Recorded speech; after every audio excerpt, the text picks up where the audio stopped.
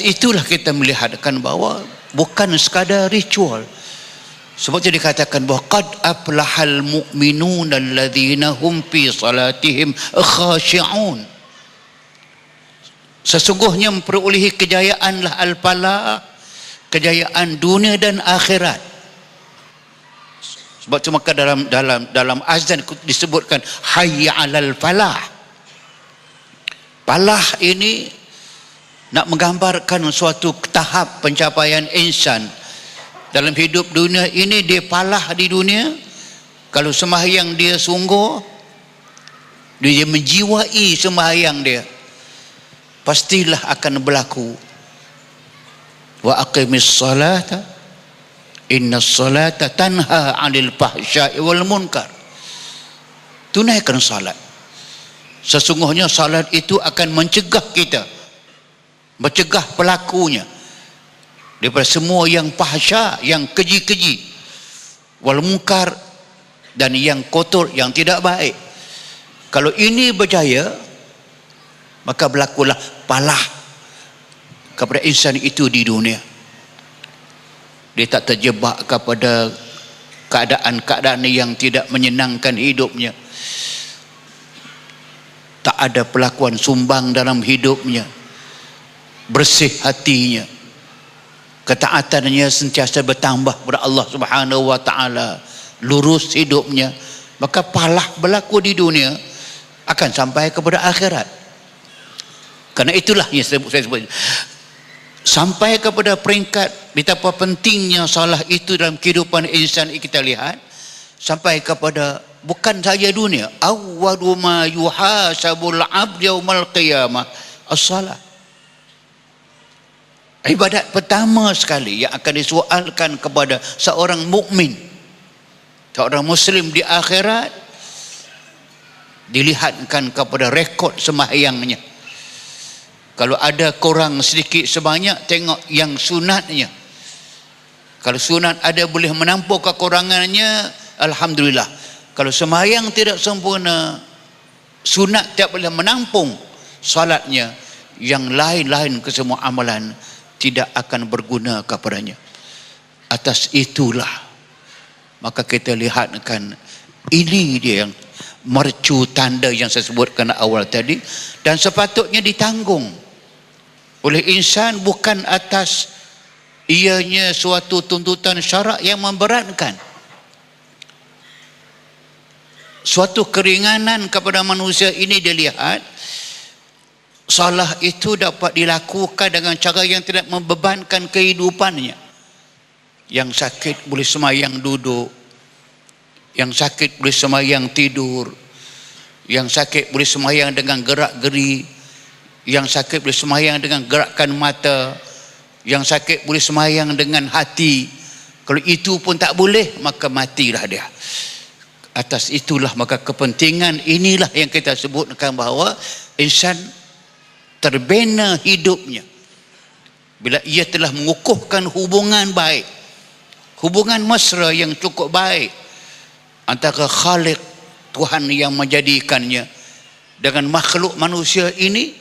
Bila ini berlakulah terus menerus sehari, ke seminggu, ke bulan, ke tahun, sampai kepada akhirnya pun tertunai segala salat dengan baiknya, maka itulah dia yang menjaminkan insan itu menjadi hamba kepada Allah. Akhirnya dia katakan bahawa fadkhuli fi ibadi wadkhuli jannati. Masuklah kamu menjadi hamba aku, kata Allah, yang taat kepada Allah. Kalau itu berlaku, wadkhuli jannati, maka masuklah kamu dalam syurgaku, kata Allah.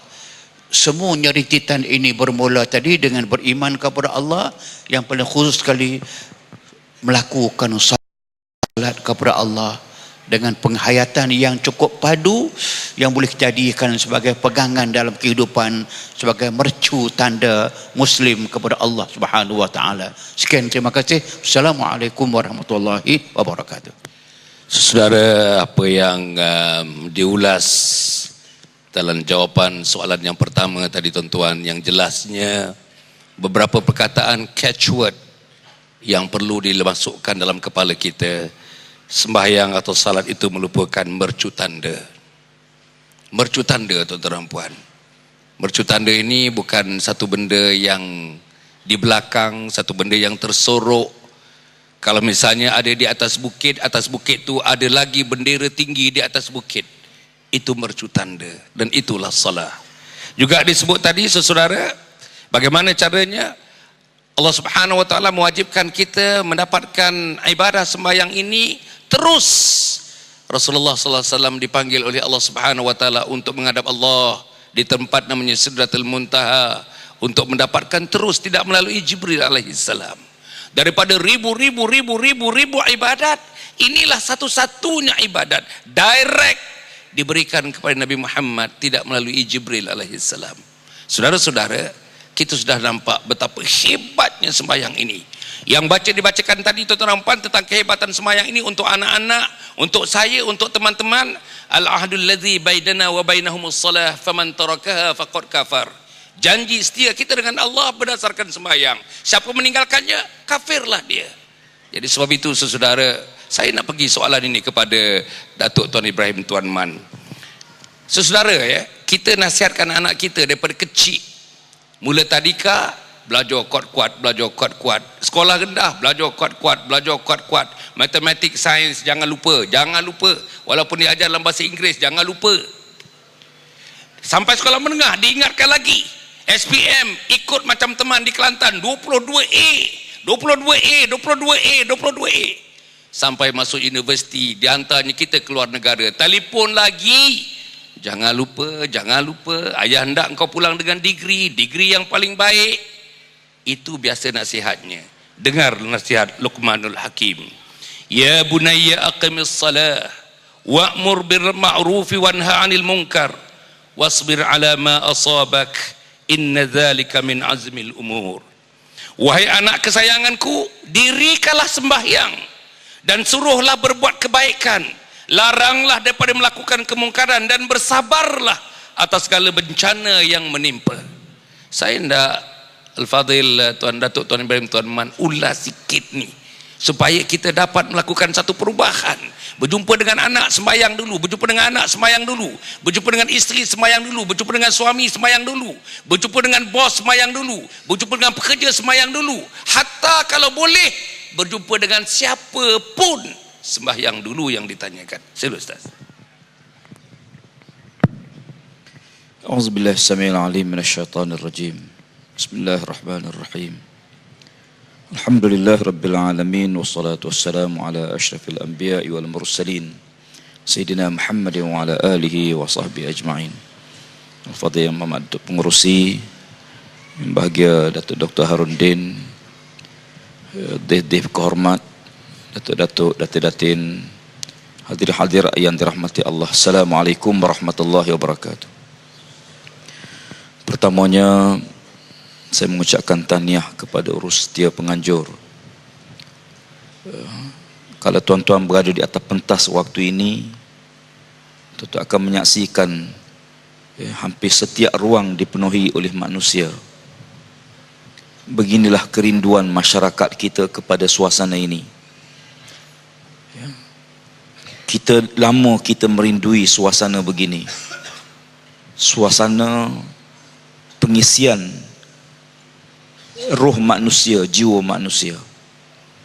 Alhamdulillah. Semoga himpunan kita akan menjadi saksi besar di hadapan Allah di hari akhirat, insya-Allah. Karena sesiapa yang bertemu dalam majlis yang baik di dunia, insya-Allah Allah pertemukan dia dalam majlis yang lebih baik nanti di hari akhirat. Tuan sekalian, balik pada persoalan untuk pengurusi. Luqmanul Hakim